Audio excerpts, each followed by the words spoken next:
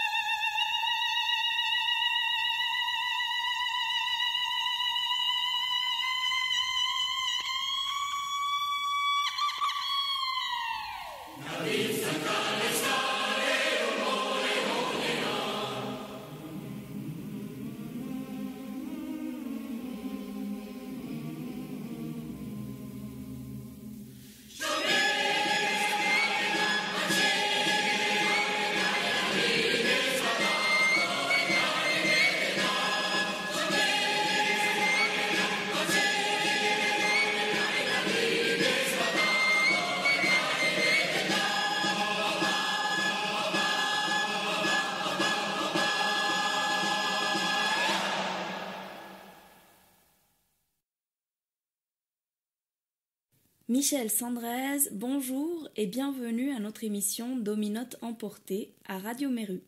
Merci tout d'abord d'avoir accepté de faire cet entretien par téléphone, car même déconfinés, nous restons prudents dès que possible. Et c'est un privilège pour nous de te recevoir sur nos ondes, car ce n'est pas souvent qu'on a la chance de t'entendre. Tu nous as présenté pour commencer l'Enengo Calescale avec son Irincina. Explique-nous de quoi il s'agit et ce que cela signifie. Alors, Calescale, c'est un défilé dans les rues, voilà. Et les gens poussent l'Irincina,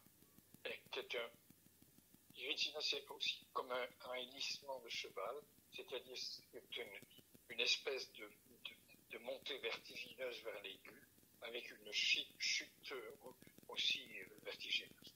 C'est très très beau, je trouve ça très très émouvant. Voilà.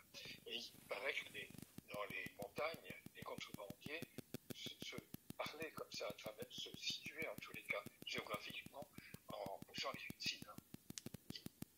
D'accord, c'est donc un petit peu ce qui a pour toi représenté le jaillissement de ton envie de faire de la musique, ou qu'est-ce que ça a représenté en fait dans ta vie musicale, ou en tout cas dans tes débuts?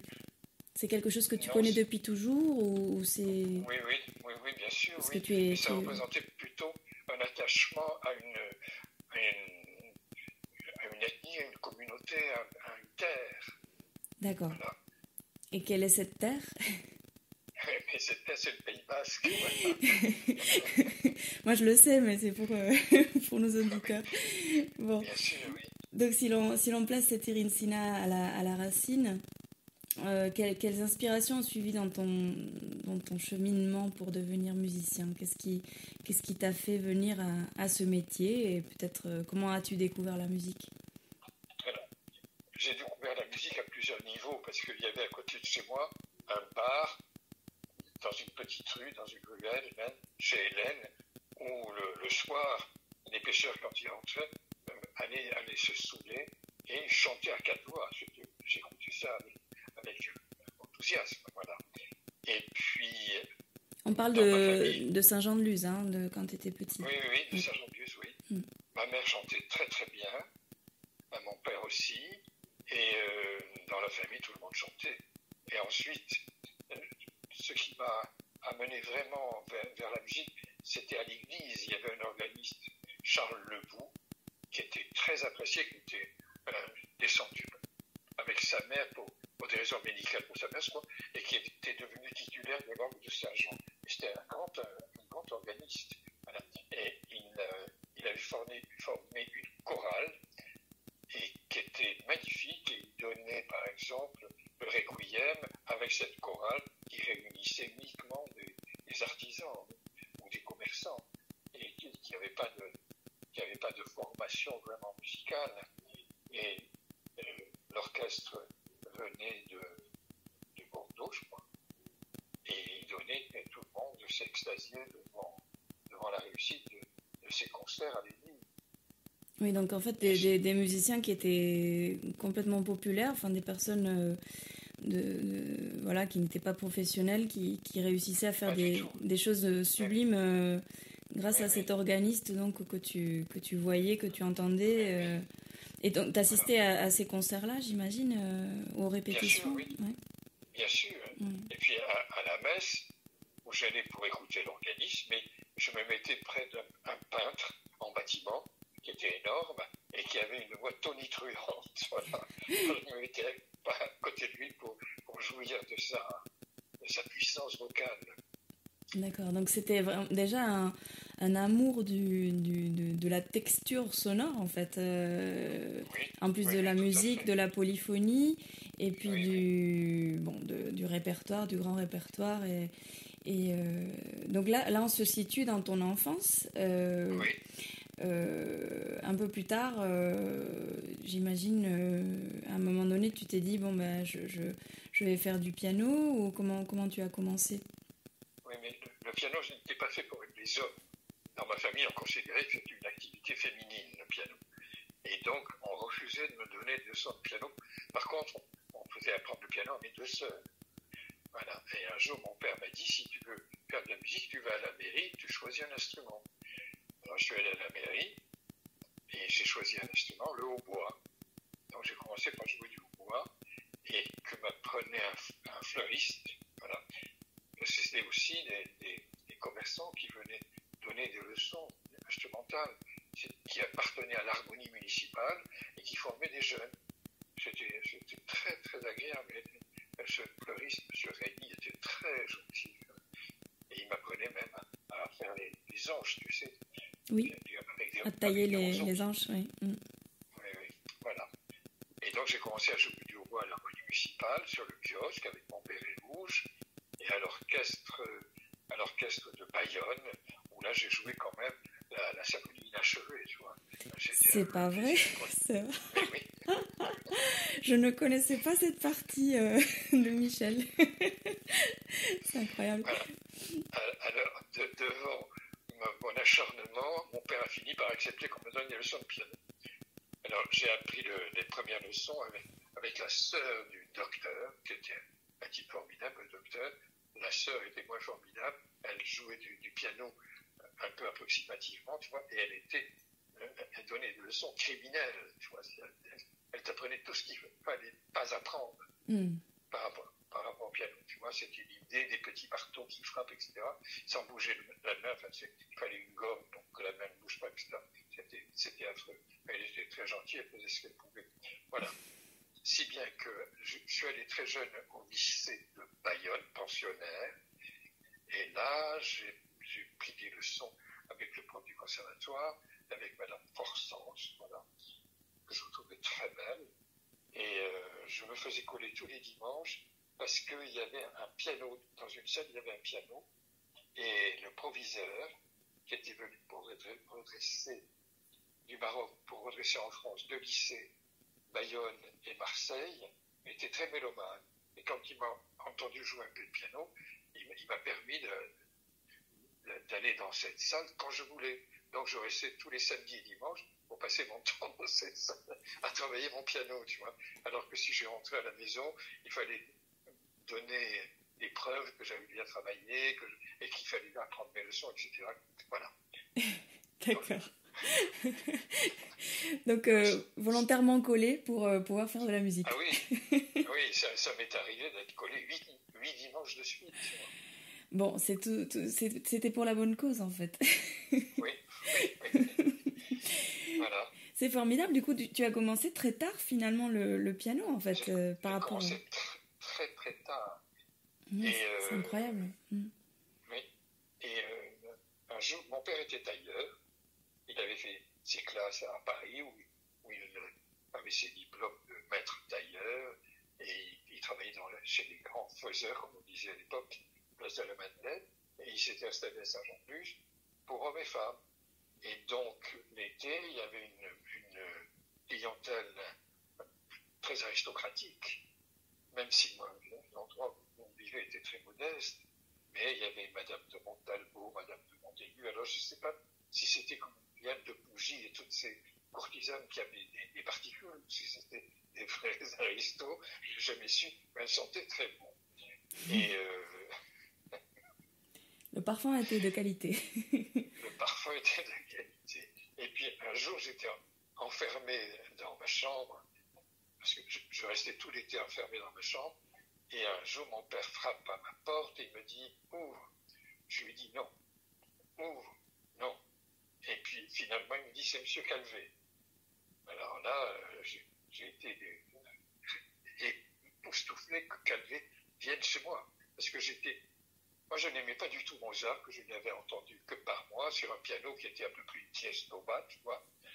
Et donc, je n'aimais pas du tout Mozart. Et puis, je suis allé à un concert des jeunesses musicales de Bayonne, du Quatuor Calvé, qui jouait du Mozart. Et ça, c'était une révélation formidable. Ça t'avait... Oui. Hein? T'avais découvert le Mozart sous un autre angle, on va dire. Et oui. Et et donc, j'ai ouvert la porte, et il m'a dit, bon, écoute, joue-moi quelque chose. Alors j'ai joué quelque chose. Et il a dit à mon père, cet enfant doit être à Paris dès la rentrée. Waouh. Ça a été branle-bas de combat, tu vois. Et mes parents étaient très divisés. Ma mère ne voulait absolument pas. J'étais destiné à faire médecine parce que j'étais très à l'avance. Et qu'à Bordeaux, on faisait une médecine navale qui était gratuite. Tu vois, d'où est sorti des gens comme sont sortis des gens comme Laborie, par exemple. Savant. Et je crois Michel Serres aussi, je crois. Et donc, mon père et ma mère m'ont dit, écoute, si tu veux aller à Paris, débrouille-toi, trouve-toi une chambre.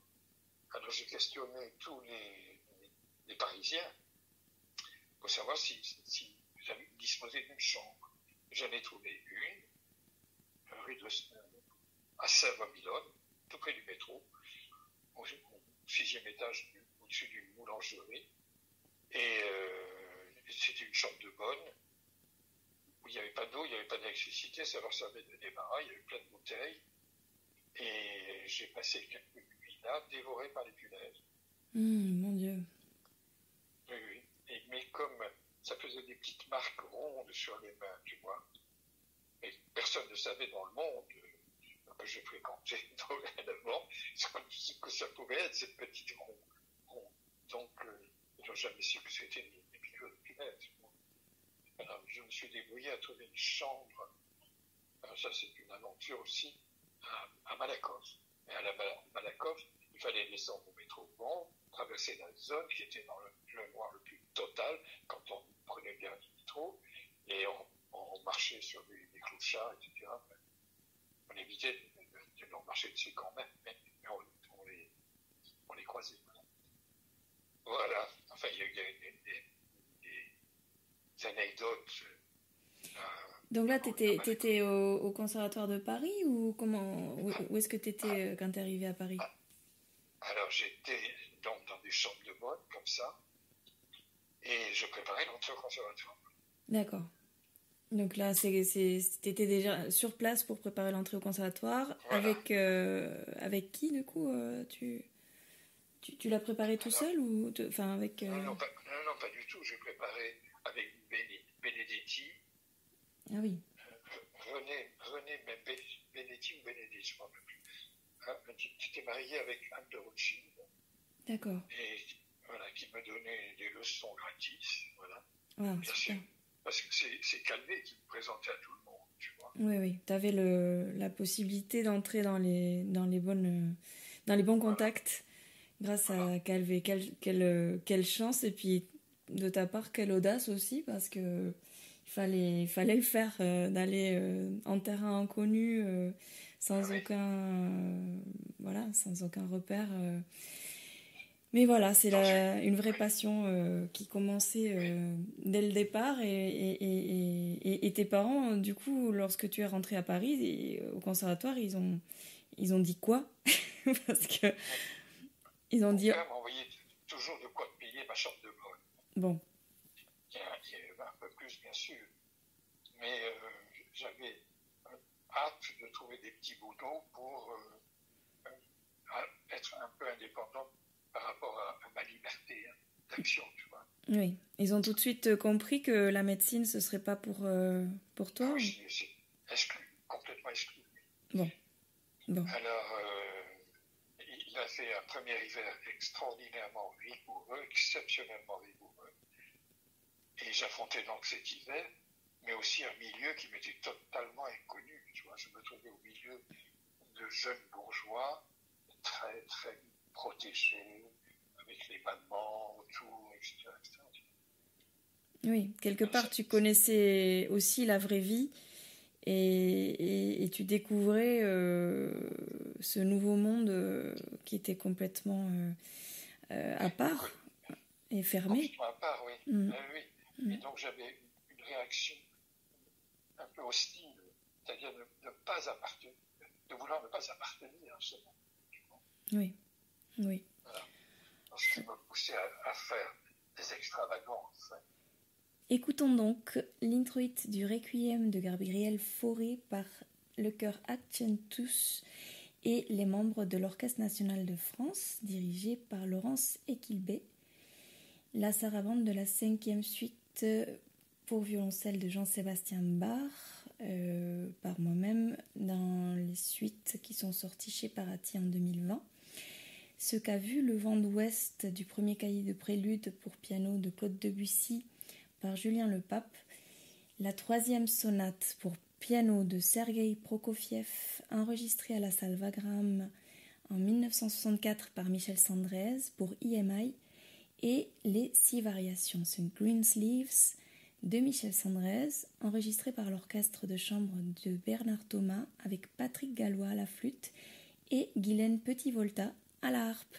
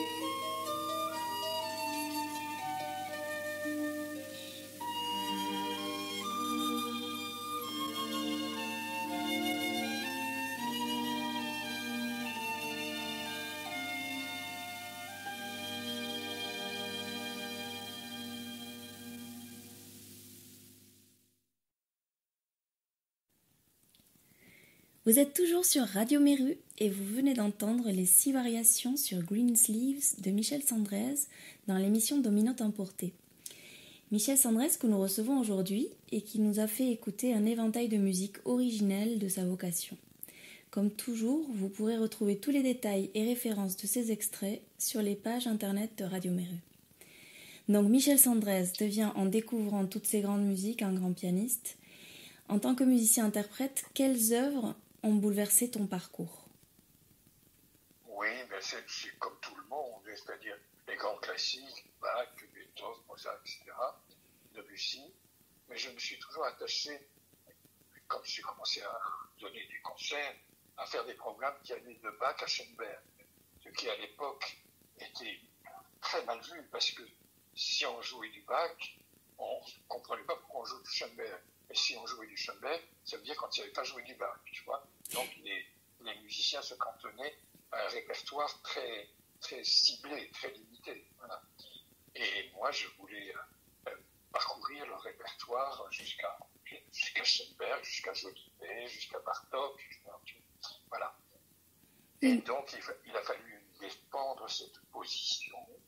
Et j'ai joué, par exemple, quand j'étais au Venezuela, pour la première fois du Jolivet au Venezuela, ou même je crois, au Portugal. Et puis, je ne sais plus qui encore j'ai joué pour la première fois là-bas. Et puis, au Venezuela, j'ai joué des compositeurs vénézuéliens aussi, comme Antonio Esteves. Mais Antonio Esteves, c'était un compositeur de musique classique. Hein. D'accord.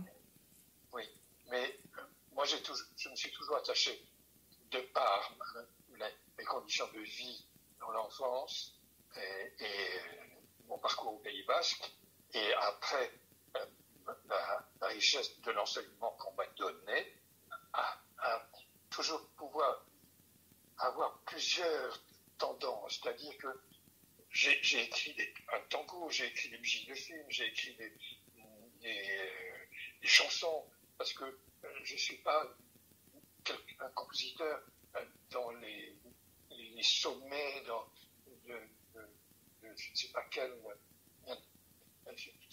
intellectualisme ou à part des gens. Donc je voulais rester toujours dans ma musique, à la fois exigeant et à la fois proche des gens. Voilà. Et par exemple, dans ici dans la variation de Green que vous venez d'écouter, donc j'ai conçu ça comme une histoire de la musique, c'est-à-dire le thème est harmonisé un peu à la façon de Handel, après c'est à la façon de Vivaldi, après c'est à la façon de Fauré, après c'est à la façon de Ravel, après c'est à la façon de Stravinsky. Ça faisait un éventail de l'histoire, un peu de l'histoire de la musique, voilà. Oui. Et donc, à partir de choses très simples, on arrive à des choses plus complexes. Voilà. Oui, si tu veux bien, on va écouter quelques-unes de tes œuvres pour continuer à explorer ton répertoire, enfin le répertoire du compositeur. Dis-nous un petit mot sur chacune des œuvres et à quelle occasion tu les as composées, comment tu as procédé dans la création. Alors nous allons commencer par Egolios. Ah oui, Egolios, j'ai écrit ça quand j'étais au Venezuela et j'ai orchestré Egolios dans le voyage qu'on a fait en allant en bateau Karlovich, qui est un voyage extraordinaire parce que tu vis avec toute l'équipe et tu as une situation de cabine de première classe dans un milieu très, très, très extraordinaire, qui est au milieu des gens qui travaillent, tu vois. Alors, Egolios, c'est donc à partir de poèmes d'Éluard, qui s'appelle Egolios, j'ai cherché beaucoup ce que ça voulait dire. Il paraît que ça voudrait dire oiseau de nuit, voilà, en vieux portugais. Voilà. Et donc, le poème d'Éluard que je suis en train de chercher est un poème qui se divise en 3 parties. Ça fait partie des poèmes politiques. Et c'est toujours « J'entends encore la voix ». C'est là que tu aimeras, toujours, toujours, toujours. À vous, tu n'avais pas prévu cette minute qui va t'éterniser. Tu ne parviendras pas à t'échapper, tu rêves. pense donc, si tu peux, à un temps sans amour. Explique, si tu peux, pourquoi c'est un visage et non un autre qui s'arrête devant toi. La deuxième, c'est j'entends encore la voix. Aime, et tu te sentiras devenir comme un chêne. Et la forêt sera tout nombre, les oiseaux, les étoiles se poseront sur ta tête. Tu ne dormiras plus qu'à notre sommeil, et des gens sans sommeil veilleront dans les tiens. Tu seras comme un fou à l'idée du bonheur. Tu prendras dans tes bras les branches du soleil. Et la troisième, j'entends maintenant la voix, tout ce qu'elle n'a pas dit, tout ce que je n'ai pu supposer sonner. J'entends autour de moi la ronde du silence. Tu seras comme un fou à l'idée du malheur, comme un fossé dans le désert, comme un malade abandonné parce qu'il a trop espéré. Il t'arrivera peut-être d'être comme un mort, vivant, tu connaîtras la digestion des vers, jusqu'au point insensible, jusqu'à l'absence souhaitée de tout secret. Voilà, c'est un poème tout à fait extraordinaire, je trouve magnifique. Et donc, j'ai procédé avec 3 techniques rédactionnelles différentes. La première, c'est une tonalité un peu éclatée. Et puis la deuxième, c'est totalement debussiste. Et la troisième, c'est une exposition de fugue complètement dodécaphonique. Voilà, et qui se développe après. Proposez d'écouter. Oui, merci beaucoup Michel, c'est sublime ce poème, wow. Donc Egolios, version piano et voix par Michel Sandrez, enregistré en 1960 à Paris, dans les studios Steinway.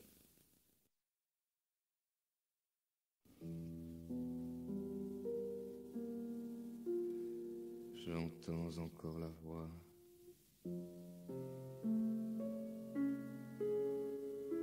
C'est là que tu aimeras. Toujours, toujours, toujours. Avoue, tu n'avais pas prévu cette minute qui va t'éterniser. Tu ne parviendras plus à t'échapper, tu rêves. Pense donc si tu peux à un temps sans amour. Explique si tu peux pourquoi c'est ce visage et non un autre qui s'arrête devant toi.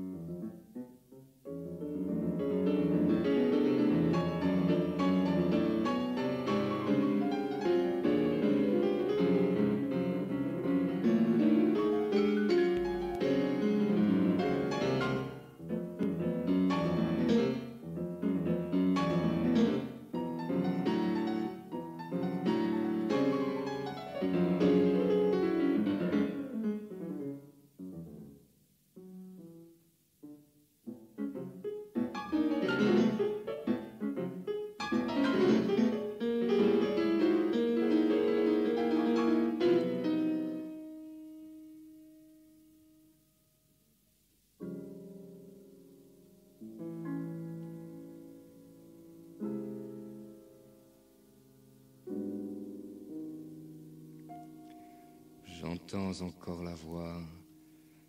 Aime, et tu te sentiras devenir comme un chêne, et la forêt sera au nombre, les oiseaux, les étoiles se poseront sur ta tête. Tu ne dormiras plus qu'à un autre sommeil, et des yeux sans sommeil veilleront dans les tiens. Tu seras comme un fou à l'idée du bonheur, tu prendras dans tes bras les branches du soleil.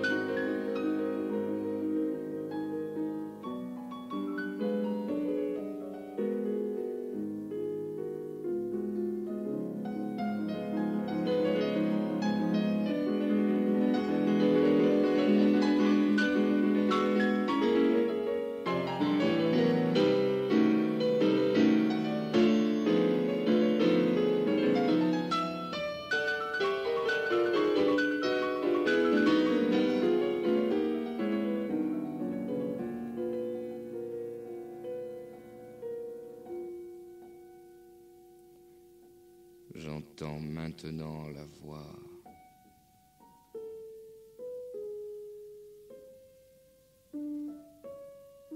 Tout ce qu'elle n'a pas dit, tout ce que je n'ai pu supposer, soupçonner. J'entends autour de moi la ronde du silence. Tu seras comme un fou à l'idée du malheur, comme un fossé dans le désert, comme un malade abandonné parce qu'il a trop espéré. Il t'arrivera peut-être d'être comme un mort. Vivant, tu connaîtras la digestion des vers, jusqu'au point insensible, jusqu'à l'absence souhaitée de tout secret.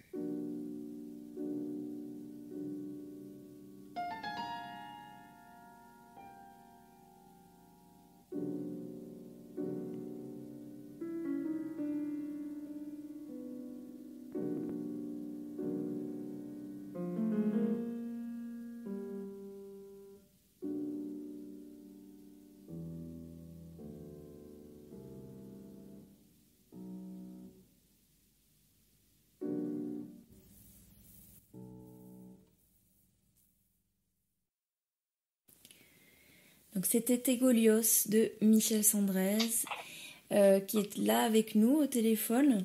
Donc nous allons maintenant écouter son quatuor à cordes. Donc Michel, dis-nous quelques mots sur ton quatuor à cordes. Alors mon quatuor à cordes a été composé aussi au Venezuela et j'avais un ami qui était passionné de la forêt et qui m'a mené dans la forêt équatoriale. Et donc, j'ai entendu des oiseaux extraordinaires. Et quand on restait tard, on entendait les oiseaux de nuit, qui ont des sons extraordinaires, des chants extraordinaires. Donc,